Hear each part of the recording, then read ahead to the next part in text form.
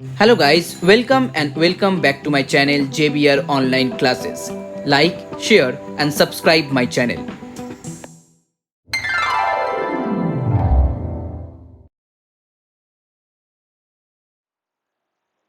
So hello everyone, now in this video I am going to start Emil Agarwal volume 2 section B. This is the first chapter from section B. For the previous one, that means section A, the different chapter from section A, please check the description box, the link will be there. You can also visit our website, the website link also in the description. So here in section B, the first chapter is conic section. Okay, and here exercise 1.1. So in 1.1, problem number 1. Which of the following curves are symmetrical about the x-axis or y-axis or origin? Okay, so first here you have to write down the equation. So here fxy, that one equal to here 5x square plus 7y, that one equal to 0. Okay, so the equation of the given curve is 5x square plus 7y equal to 0. Now first here f minus xy. Okay, एक minus x Y, इसका मतलब यहाँ पर देखिए जहां पर x लिखा हुआ है वहां पर सिर्फ आपको एक नेगेटिव साइन देना है और कुछ नहीं। अब यहाँ पर देखिए 5x² है, सो 5, अब x की जगह हम माइनस एक्स देंगे, यहाँ पर स्क्वायर था स्क्वायर लिखेंगे, फिर 7y। ओके, अब नेक्स्ट वन 5, अब माइनस एक्स का होल स्क्वायर होता है 5x² प्लस 7y। यहाँ पर देखिए फिर से आपके पास आ गया एफ एक्स वाई। ओके, इसका मतलब अगर x को हम नेगेटिव लेके स्टार्ट करेंगे फिर से मेरा आंसर सही आएगा। Okay, clear. सो इसका मतलब यहाँ पर हो गया f minus x y, that one equal to f x y. Now next one f x, अब y को नेगेटिव लेके स्टार्ट करेंगे, सो 5 यहाँ पर एक्स स्क्वायर होगा, यहाँ पर 7, यहाँ पर माइनस वाई हो गया, सो 5x² माइनस 7y। इसका मतलब not equal to f x y. Okay, ये इक्वल नहीं आया क्योंकि यहाँ पर देखिए यहाँ पर एक्स वाई में पॉजिटिव था बट मेरा यहाँ पर नेगेटिव आ गया, सो इक्वल नहीं हुआ। अब हम क्या करेंगे, दोनों को ही नेगेटिव लेंगे, एक्स भी नेगेटिव वाई भी negative, so 5 minus x whole square plus 7 into minus y. अब यहाँ पर 5x² हो जाएगा, फिर से यहाँ पर माइनस 7y, इसका मतलब फिर से नॉट इक्वल टू हो गया। क्लियर, इसका मतलब सिर्फ जब x नेगेटिव हुआ है तब भी ये आंसर सही आया है। सो आपको यहाँ पर आंसर लिखना होगा, hence the given curve is symmetrical about y axis. सिर्फ y एक्सिस के लिए सिमेट्रिकल होगा but neither about x axis nor about origin. Okay, इसका मतलब जो मैंने फर्स्ट टेस्ट किया ये x एक्सिस के लिए, ये y एक्सिस के लिए टेस्ट था, और जो सेकेंड टेस्ट किया था वो x एक्सिस के लिए था, और जो लास्ट में मैंने टेस्ट किया है वो ओरिजिन के लिए। ओके, y एक्सिस के सिमेट्रिकल टेस्ट में आपको x को नेगेटिव लिखना है, x एक्सिस का सिमेट्रिकल टेस्ट में आपको y नेगेटिव लिखना है, और ओरिजिन का सिमेट्रिकल टेस्ट में आपको x और y दोनों को ही नेगेटिव लिखना है। सो आपका यहाँ पर आंसर होगा सिर्फ y axis. Clear. Now next one, sum number 2। अब सम नंबर 2 पे यहाँ पर देखिए, पहले यहाँ पर दिया हुआ है एफ एक्स वाई, जो इक्वेशन यहाँ पर दिया हुआ है आपके पास 3y² इक्वल टू 7x। अब इसको ऐसे लिखना है 3y² minus 7x equal to 0। Okay, आपको राइट साइड में हमेशा यहाँ पर 0 रखना है। Is it clear. सो आप यहाँ पर हम चेक करेंगे, पहले माइनस एक्स लेके चेक करेंगे, सो यहाँ पर हो जाएगा 3y² माइनस यहाँ पर 7 इंटू माइनस एक्स, सो हो गया 3y² प्लस 7x। इसका मतलब नॉट इक्वल टू हो गया, सो y एक्सिस के सिमेट्रिकल नहीं है। अब x एक्सिस के लिए चेक करेंगे, so 3 into minus y whole square minus 7x, so 3y² plus 7x equal आया है। इसका मतलब x एक्सिस के लिए सिमेट्रिकल होगा। अब ओरिजिन के लिए भी नहीं होगा, सो आपका आंसर होगा सिर्फ x एक्सिस के लिए। Okay, symmetrical about x axis only. Now number 3, number 3 में यहाँ पर जो इक्वेशन दिया हुआ है आपके पास x square minus 3y² minus 7 equal to 0। Okay, हर एक यहाँ पर आपको लेफ्ट साइड में कन्वर्ट करना होगा, राइट साइड में हमेशा 0 रहेगा। चलिए आप माइनस एक्स के लिए टेस्ट करेंगे। So minus x whole square आपका पॉजिटिव एक्स स्क्वायर ही आएगा। यहाँ पर 3y² माइनस 7, इसका मतलब सेम आ गया। ओके, सो सेम आएगा, इसका मतलब y एक्सिस के रेस्पेक्ट में सिमेट्रिकल हो गया। नाउ नेक्स्ट वन, माई यहाँ पर पॉजिटिव x होगा और नेगेटिव y। ओके, सो एक्स स्क्वायर, यहाँ पर नेगेटिव y के लिए देखिए y² दिया हुआ है, इसका मतलब सो 3y² माइनस 7। ओके, सो एफ एक्स वाई, सो आपको एक्स एक्सिस के रेस्पेक्ट में यहाँ पर हो गया आपका। नाउ द लास्ट वन, आपको यहाँ पर माइनस एक्स और माइनस वाई लिखना है। ओके, सो माइनस एक्स के लिए भी यहाँ पर एक्स स्क्वायर होगा, माइनस वाई के लिए भी यहाँ पर वाई स्क्वायर होगा माइनस 7। इसका मतलब फिर से यहाँ पर इक्वल आ गया। सो ऑरिजिन के लिए भी यहाँ पर आपका सिमेट्रिकल होगा। सो इसका मतलब आपका आंसर होगा symmetrical about x axis, y axis and origin. Clear? Now the last one, number 4। So number 4 यहाँ पर f x y equal to x square plus y square minus 25, that one equal to 0. Number 4 is as same as number 3, so I hope you can solve it. Clear? So guys, if you like my video, please share this video and please subscribe my channel. Okay, now इस video में हम start करेंगे exercise 1.2. Okay, so exercise 1.2, exercise 1.2 में यहाँ पर हम chapter है parabola के लेके। Okay, parabola. So number 1, find the length of latus rectum of each of the following parabolas. Okay, अब यहाँ पर देखिए जो आपके पास पहला इक्वेशन दिया हुआ है y² equal to 8x। Clear? अब पैराबोला का जो स्टैंडर्ड इक्वेशन होता है y² इक्वल टू 4ax, आपको मालूम ही होगा। अब y² इक्वल टू 4x के साथ जो गिवन इक्वेशन दिया हुआ है उसको हम कंपेयर करेंगे। Okay, so comparing the equation 1 with the standard equation of parabola y² equal to 4ax.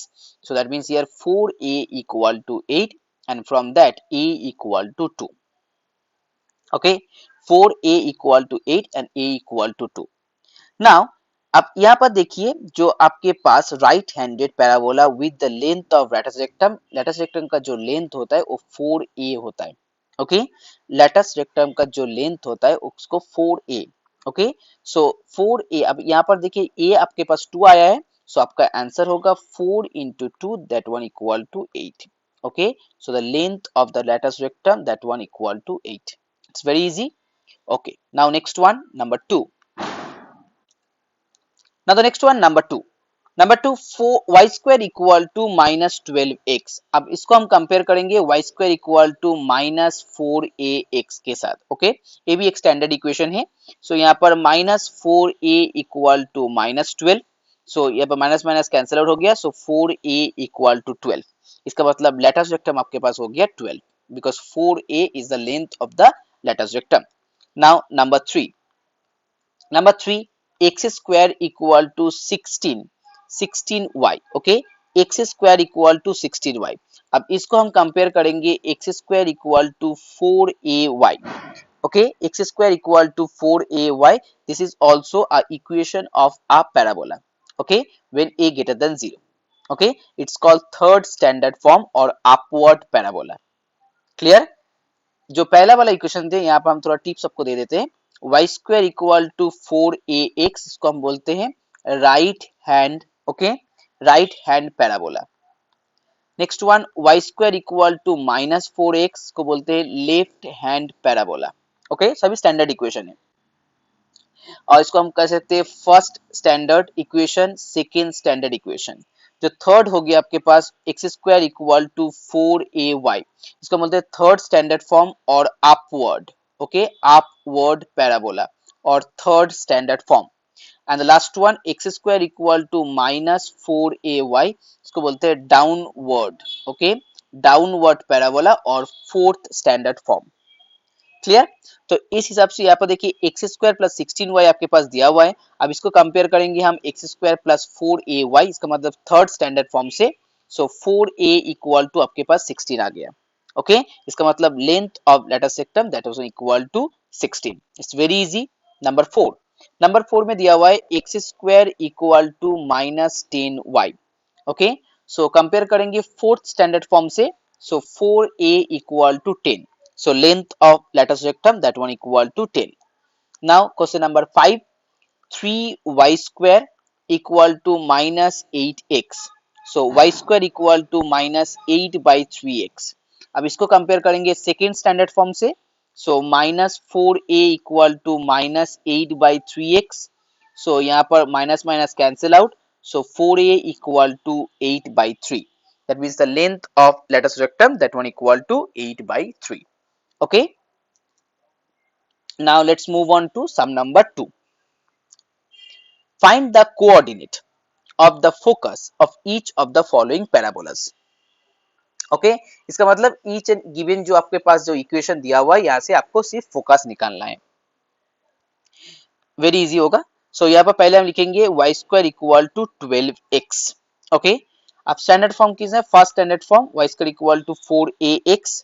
अब इसको हम यहाँ पर कंपेयर करेंगे। सो 4a इक्वल टू 12, इसका मतलब a इक्वल टू आपके पास 3 हो गया। ओके, अगर a equal to 3, so focus equal to आपका आंसर होगा a, 0। सो इसका मतलब 3, 0, that is your answer. Okay, 3, 0। Now number 2 में दिया हुआ है y square equal to minus 8x। Okay, अब इसको कंपेयर करेंगे हम y square equal to minus 4x के साथ। इसका मतलब यहाँ पर minus 4a equal to minus 8। So a equal to 2।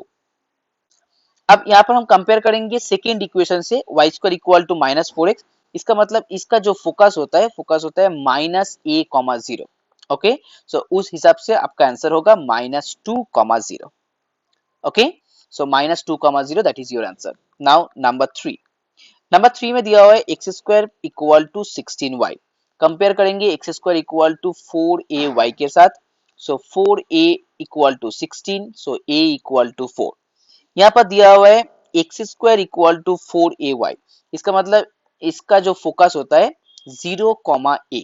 Okay, अब 0, a के हिसाब से आपका आंसर होगा 0, 4। Okay, it's very easy. Now the last one and the fourth one, x square equal to minus 9y।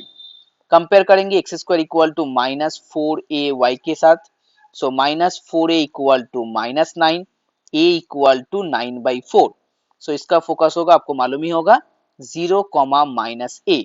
So 0, -9/4 that is your answer. Now next one, sum number 3. Find the equation of the parabola having focus. So focus यहाँ पर 3, -4 and directrix equal to x plus y, that one equal to 2.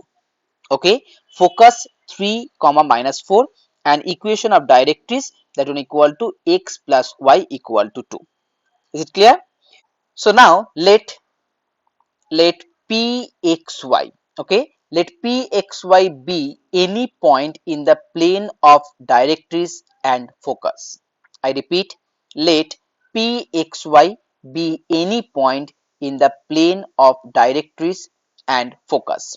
So mp be the perpendicular distance from p to the directrix. mp be the perpendicular distance from p to the directrix. Then p lies on parabola if and only if fp equal to mp. Okay, here mp the perpendicular distance from p to the directrix. Then p lies on parabola if and only if fp equal to mp. F means here focus, and here 3, -4 is the focus. Okay, so you can easily find out the distance between f and p by the formula of coordinate geometry. So here the formula is root over. So root over here x minus 3 whole square plus y, it's minus of plus y plus 4 whole square, and that one equal to mp. Okay, here MP means x plus y minus 2. You have to write down the directories here within mod and then divided by the square of the coefficient. So here the coefficient of x is 1, so 1 square, and then the coefficient of y is again 1, so 1 square. Okay, is it clear? Okay, so now squaring both sides. So x minus 3 whole square plus y plus 4 whole square, that one equal to here x plus y minus 2 whole square divided by 2. Okay, so here x square minus 6x plus 9 y square plus 8y plus 16, that one equal to here x square plus y square, okay, plus 4 plus 2xy minus 4y minus 4x, and this one will be multiplied with 2. So now here 2x square minus x square, it will be x square only, then 2y square minus y square, so it will be y square only. Now next one here 2 into minus 6x, so here minus 12x, and here minus 4x, so minus 12 plus 4, it's minus 8x. Clear? Now 2 into 8y, 16y plus 4y, it's 20y.